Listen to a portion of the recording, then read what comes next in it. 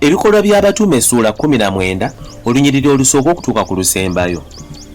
Awo olwatuuka Apolo bwe yali e Kolinso, Pawulo n'ayitira ku lukalu n'atuuka mu Efeso n'asangayo abayigirizwa n'abagamba nti, mwaweebwa Omwoyo Omutukuvu bwe mwakkiriza?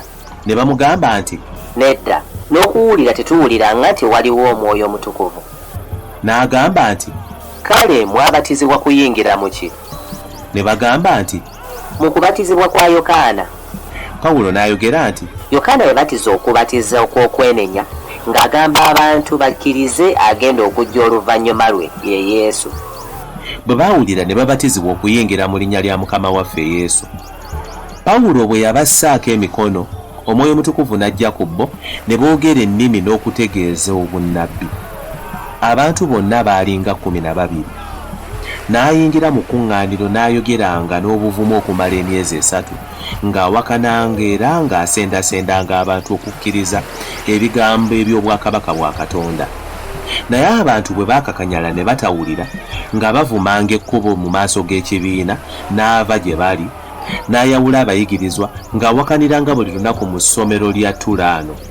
Ebyo ne bimala emyaka 2, ne bonna abaali batuula mu Asiya ne bawulira ekigambo kya Mukama waffe, Abayudaaya n'Abayonaani. Katonda n'akolanga ebyamagero ebitalabwangako buli lunaku mu mikono gya Pawulo. N'abalwadde ne baleeterwanga ebiremba n'engoye ez'oku mubiri gwe, endwadde ne dayimooni ne bibavangako. Naye waliwo abantu Abayudaaya abaagendanga ne bagoba emyoyo emibi, ne beetulinkirizanga okwogera erinnya lya Mukama waffe Yesu kw'abo abalina dayimooni, nga bagamba nti, mbalayiza Yesu Pawulo gw'abuulira. Awo waaliwo abaana 7 abasukewa Omuyudaaya kabona omukulu abaakola bwe batyo. Dayimooni n'addamu n'agamba nti, Yesu tumumanyi, ne Pawulo tumumanyi, naye mmwe baani? Omuntu eyaliko dayimooni n'ababuukira n'abasinza bonna amaanyi, n'abataagulataagula, n'okudduka ne badduka okuva mu nnyumba eri nga bali bwereere nga balina ebiwundu. Ekyo ne kitegeererwa bonna Abayudaaya n'Abayonaani abaatuulanga mu Efeso, entiisa ne bakwata bonna, erinnya lya Mukama waffe Yesu ne ligulumizibwa.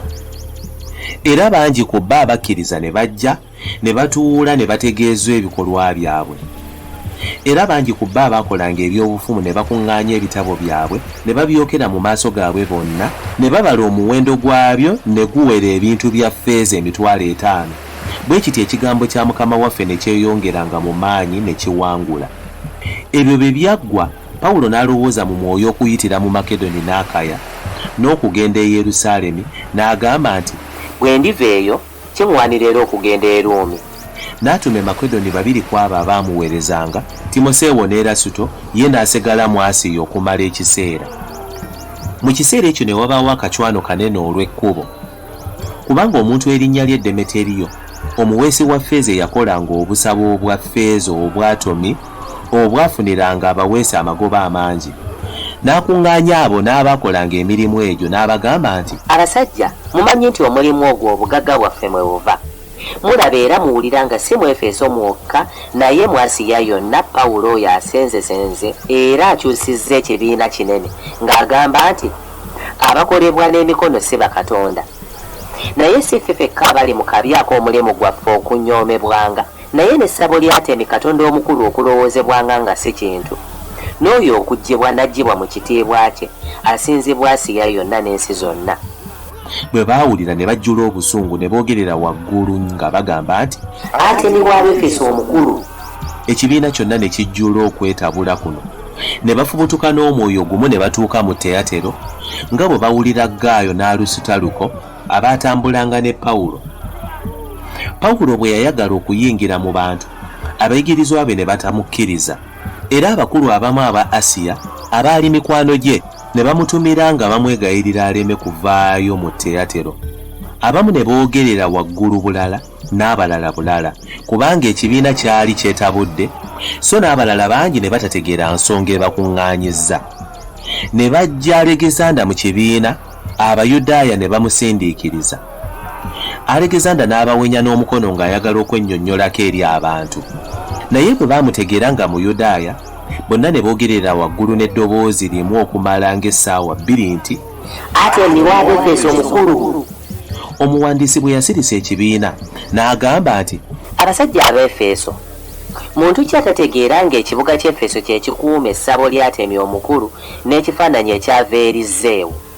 Kale kubanga ebyo tebyegaanika, kibagwandiddemu okukkakkana n'obutakola kintu mu kwanguyiriza, kubanga mulesa abantu bano abatanyaze bya mu ssabo so era tebavodde Katonda waffe omukazi. Kale obanga Demeteriyo n'abaweesa abali naye balina ekigambo ku muntu, enkiiko weeziri n'ab'amasaza weebali baloopagane, naye obanga munoonya birala binaasalirwa mu kkuŋŋaaniro eribaawo bulijjo, kubanga ddala tuyinza okutuukwako akabi olw'akeegugungo kano akaleero, kubanga tewali ensonga gye tuliyinza kuwoza olw'okukuŋŋaana kuno. Bwe yayogera bw'atyo n'aseebula ekibiina.